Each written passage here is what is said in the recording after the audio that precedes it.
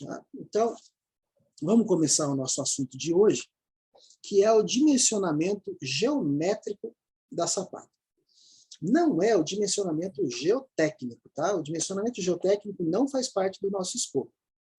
O dimensionamento geotécnico é uma coisa bem mais complexa, que algumas pessoas têm algumas regras, essas regras são descritas na literatura, de dividir o SPT por 4, por 5, por 6, vai ao gosto do cliente.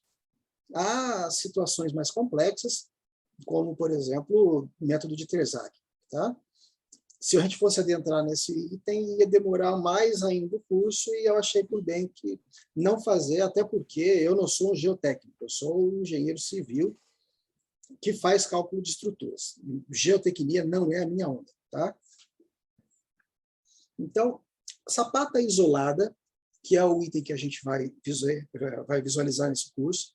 Nós não vamos trabalhar com sapata flexível, eu até posso mostrar depois na aula específica sobre blocos, acho que é blocos e sapatas associadas, né? Uma das últimas aulas, como é que eu trabalho isso, como eu desenvolvo. Mas tem toda uma formulação na bibliografia de tentar jogar o centro de carga do pilar, da soma dos pilares, no centro geométrico da sapata. Eu não sou muito fã desse método, por várias razões, mas principalmente porque a gente está imaginando que aquela carga vai acontecer, e aquela carga geralmente é no LU. E o LU a gente espera em Deus que nunca ocorra. Tá? Então a gente está fazendo de conta que a sapata vai estar trabalhando num centro de carga que não é bem ali.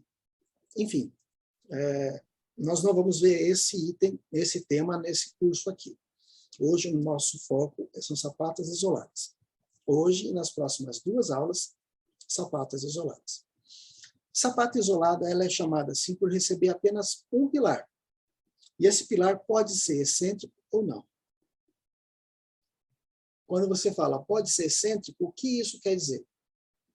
Quer dizer que o pilar pode não estar no centro geométrico da sapata. Também pode ser dito que um pilar excêntrico é aquele submetido a momentos, tá? Porque ele gera excentricidades. Mas, quando a gente fala que o pilar pode estar fora do centro geométrico da sapata, a primeira coisa que o pessoal pensa é a sapata de divisa.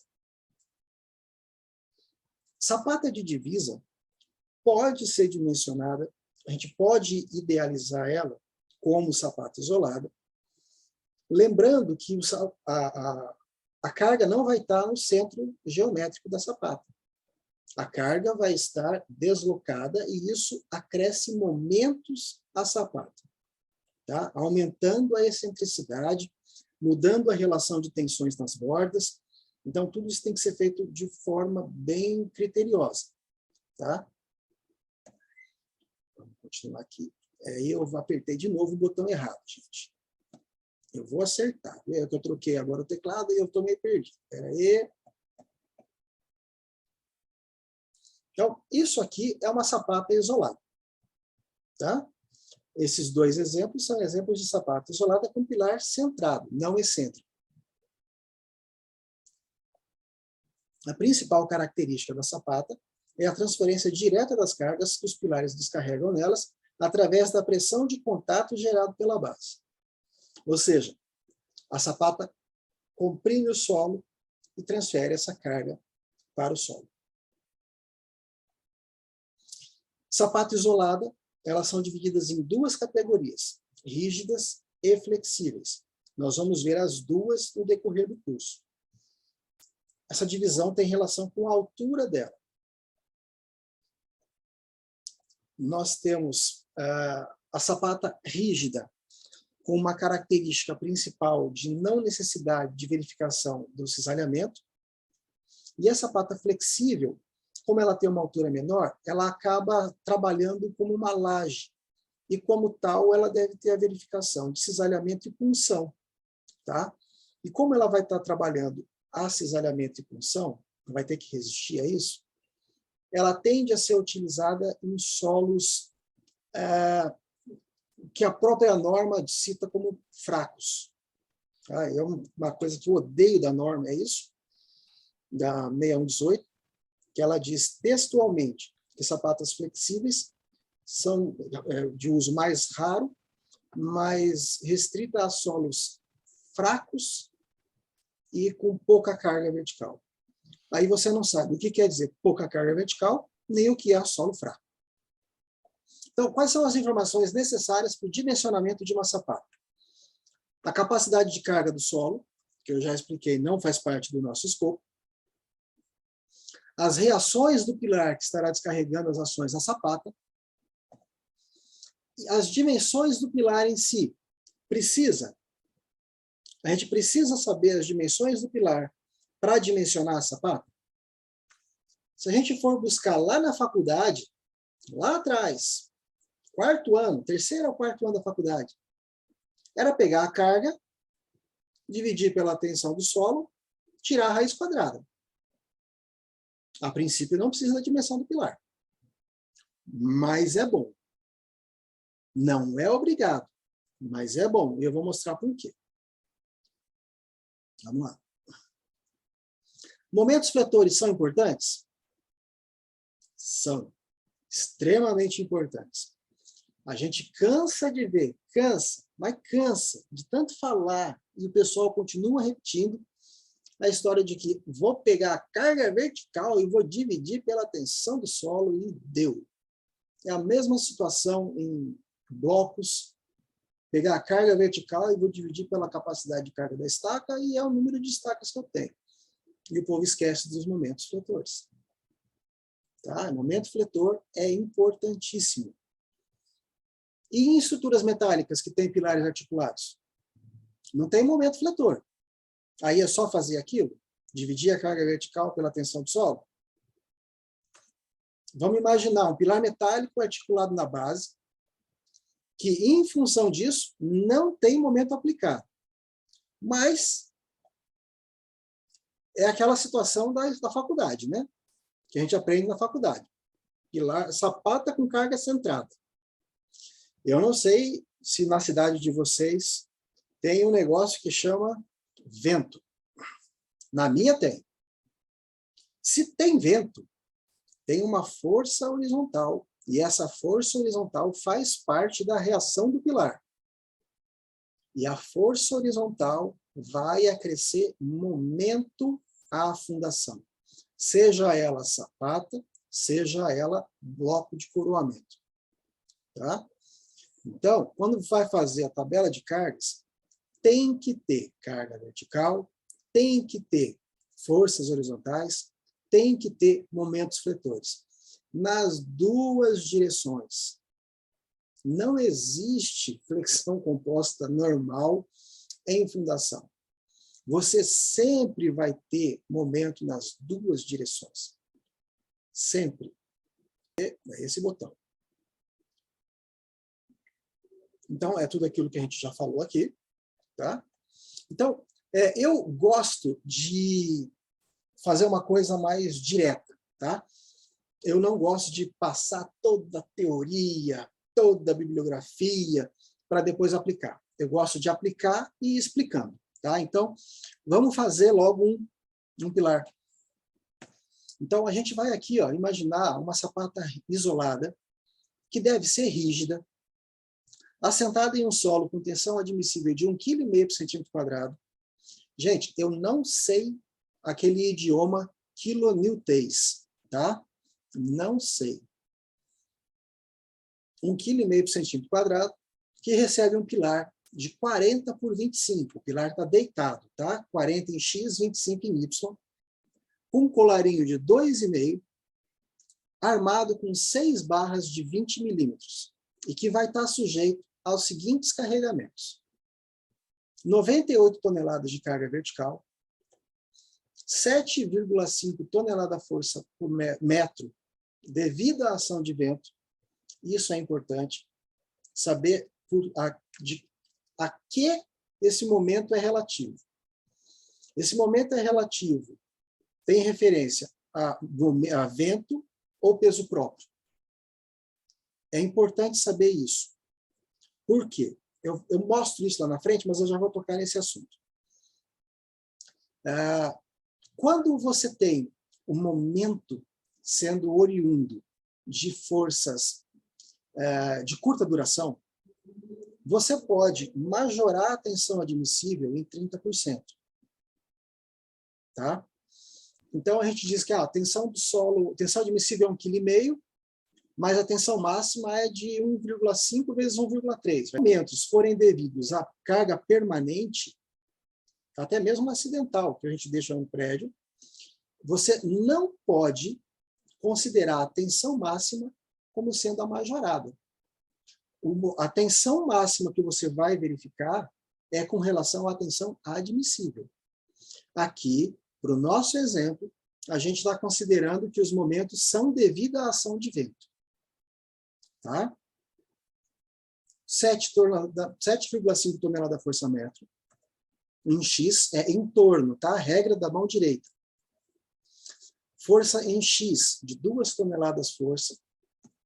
Momento em torno do eixo Y, de 15 toneladas força-metro, também devido à ação de vento. E uma força em Y de menos 1 tonelada força. Veja, força Y, todas essas cargas e forças, estão em valores característicos. Tá? A gente pode até combinar as ações e ter ações combinadas, mas a gente deve trazer esses valores para esforços de cálculo para fazer o dimensionamento geométrico da seção. Tá? Para o dimensionamento estrutural, nós vamos introduzir o γF novamente, γF e γM. Mas para o dimensionamento geométrico da seção, a gente faz isso a esforços característicos. Se você quiser trabalhar com esforços de cálculo, não tem problema. Só se lembre de trabalhar com a tensão admissível de cálculo daí então. Aí você vai lá gerar 1,5 vezes 1,4, que é diferente do 1,5 vezes 1,3 ou 1,15, como lembrou o Douglas. Tá? Se você está trabalhando com esforços de cálculo, tensão admissível de cálculo. Se você está trabalhando com tensões características, tensão admissível. Tá certo? Então, para determinar a geometria em planta da sapata, a gente segue o seguinte roteiro. A gente majora a carga vertical característica por 5% ou 10%, para considerar o peso próprio da sapata e o solo acima dela. Parênteses. Nem todos os softwares, ou eu me arrisco a dizer, nenhum software considera o peso do solo acima da sapata. Tá? É um erro? Não. É um critério. Por que se adota esse critério? Porque ele vai a favor da segurança. Tá? Salvo engano, o Eberic utiliza. O Eberic utiliza? É bom saber. Eu não uso o Eberic. Eu tenho o Eberic. Tentei utilizar o Eberic. Nunca consegui aprender. Comprei o Eberic 2 vezes. Eu comprei o Eberic em 2002 e em 2015. E não consigo usar aquele trem. Não consigo. Tá? O que eu fiz, e vou tocar nesse assunto com vocês depois, é que eu fiz um comparativo no dimensionamento da seção geométrica do pilar da sapata, e ele pegou bonito, mas perfeitinho, a mesma seção que eu peguei. Tá? O dimensionamento já é outra coisa. O aço. Mas é bom saber, o Eberic, então, considera o peso do solo acima dela. Salvo engano, sim. Faz muito tempo que eu fiz essa verificação. E também já migrei para o TQS agora e só ajudo os colegas de vez em quando. Só. Bom saber. O TQS não considera. Está errado? Não. De forma alguma. É uma questão de critério. Tá? Quando você não considera o peso próprio acima da sapata, o peso próprio do solo acima da sapata, você está deixando ela mais propensa ao deslizamento e ao tombamento.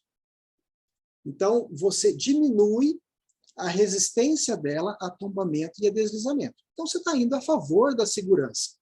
Você vai precisar de mais peso da sapata, então você está indo a favor da segurança da estrutura. O peso próprio do solo acima da sapata é importante em determinadas situações. eu cito, principalmente na área que eu mais atuo, que é a de galpões. Na verificação da estabilidade e tombamento da sapata, o peso próprio do solo ajuda muito. Não é pouco, não. Ajuda muito. Tá? Então, às vezes, o TQS, você vai dimensionar pelo TQS, lembre-se que você pode considerar o peso do solo acima dela. É só fazer a continha, ver quanto é esse peso e lança como uma carga no piso ali no térreo. Tá? Aí ele vai considerar uma carga a mais devido ao solo. Mas, a princípio, ele não considera. Não está errado. Critério. Tá certo? Aí a gente pega essa carga majorada e divide pela tensão admissível do solo. Eu, particularmente, quando vou pré-dimensionar a sapata, trabalho com 10%. 5% é só para quando você está fazendo prédio. Tá? Como não é meu caso, eu faço pouquíssimas estruturas verticalizadas, mais é galpão mesmo, então a gente trabalha com 10% porque a sapata vai acabar precisando ter uma dimensão maior em relação à carga vertical, porque a carga vertical não é tão alta. Quando você está falando de cargas de 400 toneladas, 500 toneladas que chegam numa sapata, o peso próprio dela em relação à carga vertical é muito menor. Tá? Então, para edifícios, eu diria 5%, para edificações baixas, eu diria 10%. Tá? No meu caso aqui, eu considerei com 10%. E a gente conforme pior for o solo, maior vai ser esse fator, né? Cada um vai calibrar. Exato.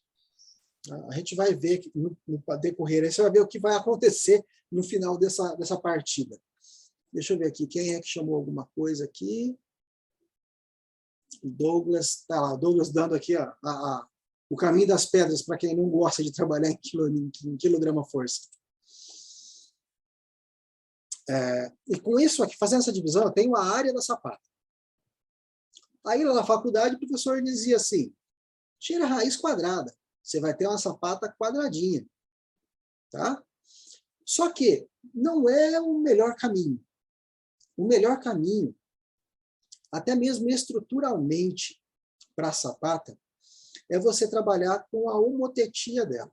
O que é uma homotetia? Homotetia é a relação de dimensões em planta proporcionais da sapata e do pilar.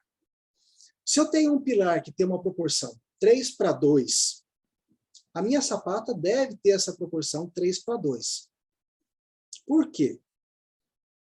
Se você for ali olhar no nozinho, você vai ver que você vai ter uma distribuição de tensões mais bonitinha para a sapata, mas principalmente você vai ter balanços iguais. O que é um balanço? É a distância da face da lateral da sapata até a face do pilar. Quando a gente tem essas dimensões iguais nos dois sentidos, a gente vai acabar por obter armaduras de mesma bitola e mesmo espaçamento. Tá? Isso evita que você tenha um problema na obra em que o cara inverta o espaçamento da barra. Tá? Nós vamos ver ali mais para frente. E a homotetia se dá da seguinte forma, seguindo essa formulaçãozinha aqui. Ó. Utilizando esta formulação, ele vai te dar um Y sugerido. No caso, 260,68. Eu arredondo para 265. Tá? E o X sugerido, 275,68. Eu arredondo para 280. Então, a gente tem uma sapata homotética de seção 2,80 por 2,65. Ela deve ser rígida. Se ela deve ser rígida, a gente tem que fazer aquela relação. Dimensão da sapata em X, menos a dimensão do pilar em X, dividido por 3. Não preciso fazer em Y. A relação é a mesma. Então, aqui a gente faz essa verificação do arco tangente que eu tenho, adotando 25 de altura, 24,62. Estou abaixo de 30 graus. Eu consigo fazer uma concretagem de um concreto descendo de forma natural. O cara vai jogar ali o concreto em cima na forma da sapata e vai dar aquela regularizada com a colher de pedreiro e resolveu. Tá? Também é recomendado que a altura total da sapata comporte a ancoragem da maior bitola da armadura longitudinal do pilar. Para isso, a gente deve calcular o LB. Tá? Não é obrigatório, mas se a altura da sapata não for maior ou igual ao LB, você vai ter uma necessidade de mais arranques na sapata do que você precisa no lance superior. Nosso amigo Rodrigo tem um vídeo no canal dele explicando isso direitinho. Então, para fazer essa verificação, lá igualzinho a gente fez lá em concreto, a questão de ancoragem. Tá? Calcula-se o LB da barra, que eu sei que é de 20 milímetros, e eu preciso de 67 centímetros de altura de LB. Tá?